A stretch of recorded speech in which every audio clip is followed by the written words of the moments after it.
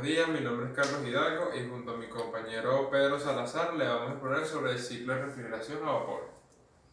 En el presente trabajo se hablará sobre los sistemas de refrigeración a compresión de vapor durante el ciclo cuando se evapora y se condensa. También vamos a hablar lo que vendría siendo el ciclo de regeneración y recalentamiento. El vapor de agua es muy importante debido a que su fluido es empleado casi que en todos los ciclos y el agua es a nivel universal tiene numerosas ventajas. Su bajo costo, su disponibilidad, su accesibilidad, su alta entalpía de vaporización, entre otras razones. Dedicaremos el estudio a lo que viene siendo de las plantas de potencia de vapor de agua, que se conoce como centrales carboeléctricas, nucleoeléctricas, y también hablaremos de cómo este calor que se disipa por medio de una caldera lo vamos a poder llevar a lo que viene siendo el proceso de cogeneración, el ciclo de vapor de Carnot.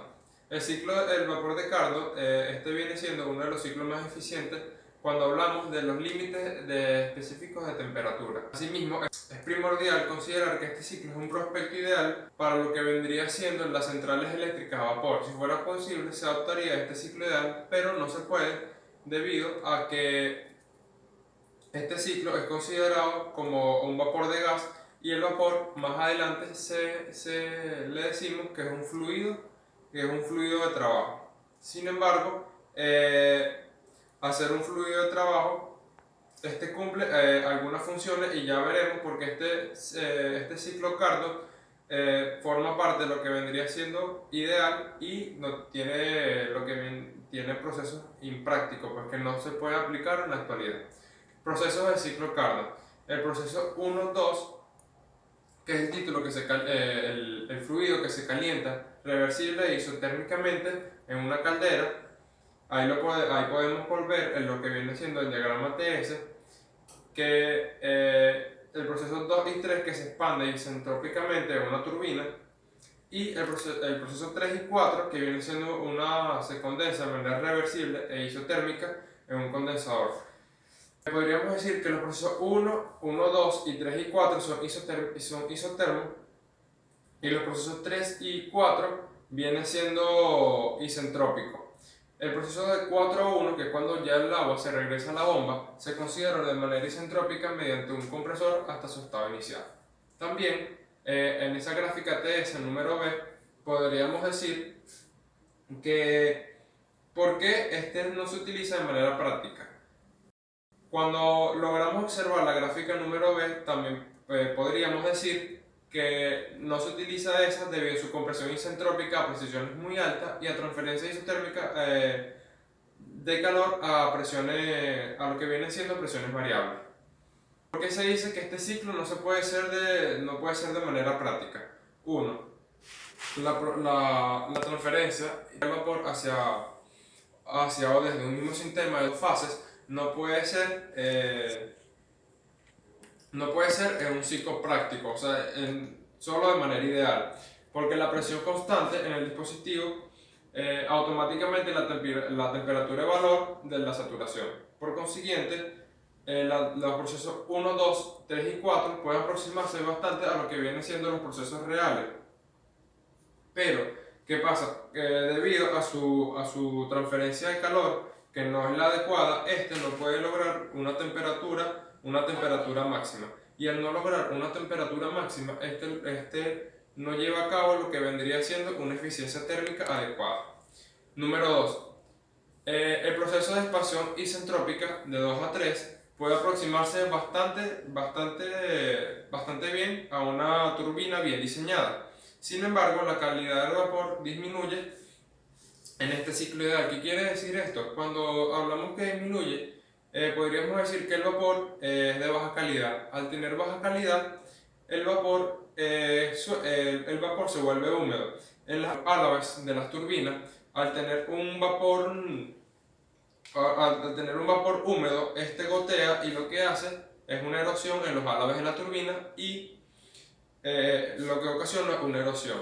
Hoy en día la eficiencia térmica de los álabes de la turbina supera a los 90% para que no suceda lo del vapor húmedo y este no pueda tener problemas como la erosión. El tercero, el proceso de compresión isentrópica de 4 a 1 implica una compresión de lo que viene siendo el líquido y vapor. Este se divide en dos, lo que viene siendo en dos problemas, que viene siendo uno que no es tan fácil controlar el proceso de condensación de manera precisa como se busca, y el otro es que no es posible diseñar un compresor que se mantenga en dos fases. El Rankine, el ciclo ideal para los ciclos de potencia de vapor. Compresión y en el ciclo Rankine, aquí le vamos a explicar el proceso 1-2. El agua viene de manera saturada, el proceso 1-2 es de compresión isentrópica en una bomba. El agua viene saturada a medida que se va acercando a la caldera.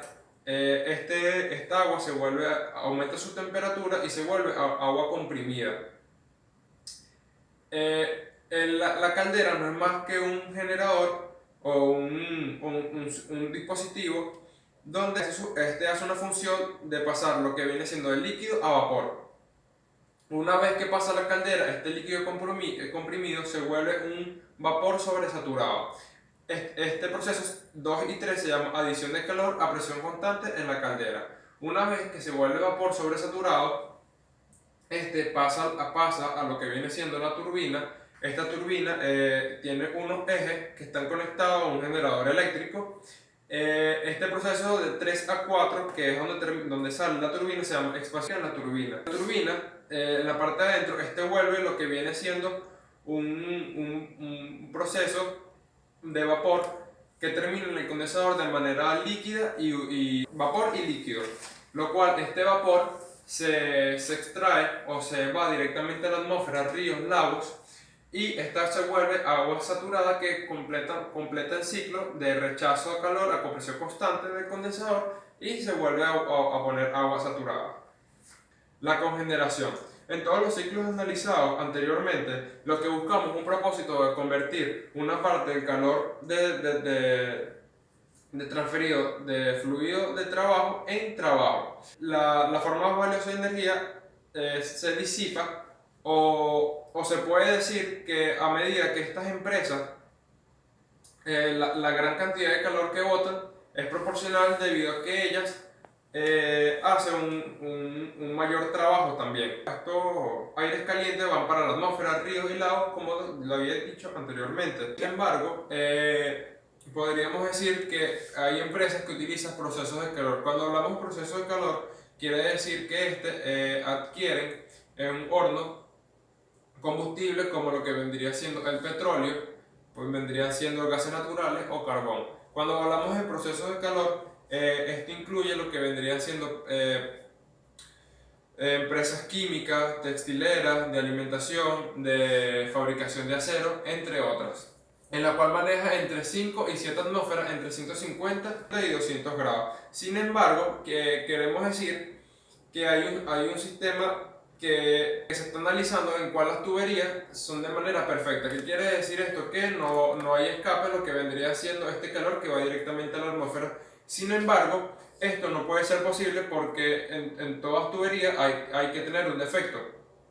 Y este defecto, en este caso, podría ser que los hornos se trabaja en 1370 grados, en cual él necesita nada más, con el choque con el agua necesita nada más son 200 grados. Y esto lo que utiliza, o lo que hace, es que utiliza energía de más, utiliza mucha energía para la poca energía eficaz que la que se necesita.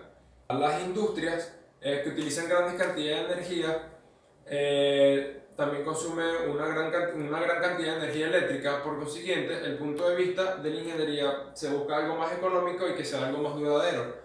Se crearon lo que viene siendo la empresa o lo que viene siendo central de cogeneración, que es un proceso de producción donde él mismo abarca o utiliza los desperdicios del aire que él bota. También se puede decir que una turbina de vapor de Rankine y una de Brayton se puede asemejar y se puede utilizar como y se puede utilizar con un proceso de cogeneración. La cogeneración. Bueno, el rasgo más sorprendente que tenemos en la cogeneración es una planta que no muestra lo que vendría siendo un condensador, por modo que la cantidad de calor se libera en una central como calor desecho. La cogeneración utiliza lo que vendría siendo un factor de utilización, lo que vendría siendo salida de trabajo neto más calor de proceso entregado entre la entrada de calor total. La cuba de salida vendría siendo los desechos o lo que no utiliza la planta.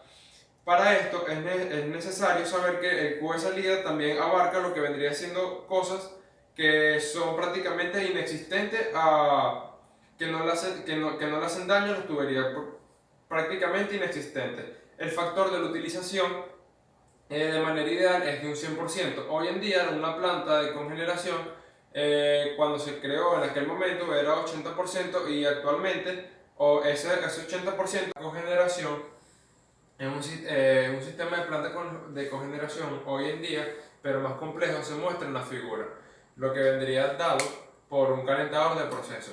¿Cómo funciona esto? Bueno, esta planta funciona de manera ordinaria cuando no hay un masivo volumen o cuando no se necesita que este funcione en exceso. El vapor que sale de la caldera se va hacia la turbina. Una vez que se va a la turbina, este divide el vapor para el condensador y el calentador de proceso. Si la producción es muy baja o se necesitan muy bajos niveles, esta actúa como una planta ordinaria y no pasa por el calentador de proceso.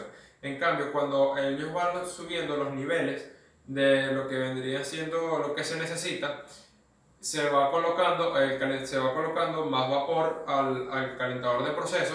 Incluso cuando es mucho lo que se necesita, el vapor ni siquiera llega a las turbinas, sino que pasa por una válvula de estrangulamiento donde llega directamente al calentador de proceso, y este envía el agua saturada o el agua de la bomba otra vez directamente a la caldera.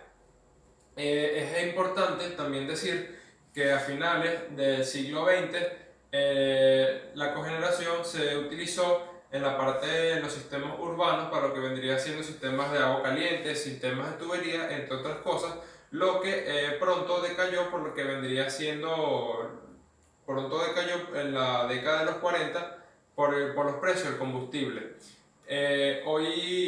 Pero eso a un corto plazo volvió a subir. Hoy en día la cogeneración se utiliza mucho y tuvo un gran porcentaje, más de un 15% en ese momento, en los Estados Unidos, de plantas que se habían fabricado, y en la actualidad se considera que la mayoría de las plantas que se utilizan son de cogeneración.